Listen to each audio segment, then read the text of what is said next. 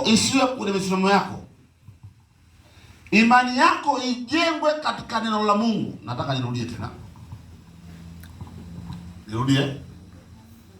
Imani yako isiwe kwenye misimamo yako.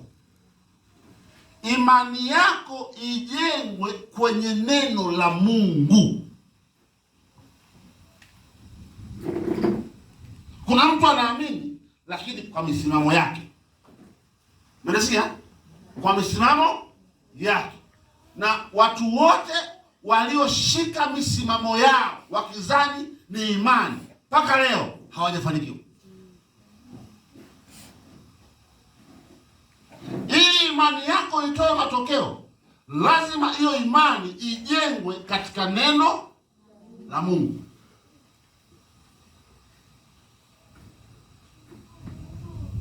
Haleluya. Haleluya, watu wa kanisa.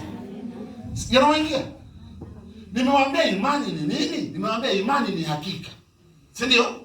Maana hamwezi kumpendeza Mungu pasipo hiyo nini? Imani. Sasa ili imani itoe matokeo, usijenge hiyo imani kwenye misimamo yako.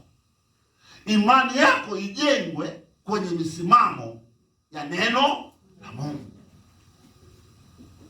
Kama nawaambia mambo haya, hiyo karatasi yako kaa nayo, tulia nayo, utaandika baadaye ukishamaliza. Kaa nayo.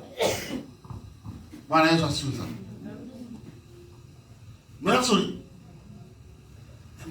jaribu kujiuliza, imani yako umeijenga kwenye misimamo yako? Na imani uliyoijenga kwenye misimamo yako, nakwambia leo na kupasiri, hautofanikiwa.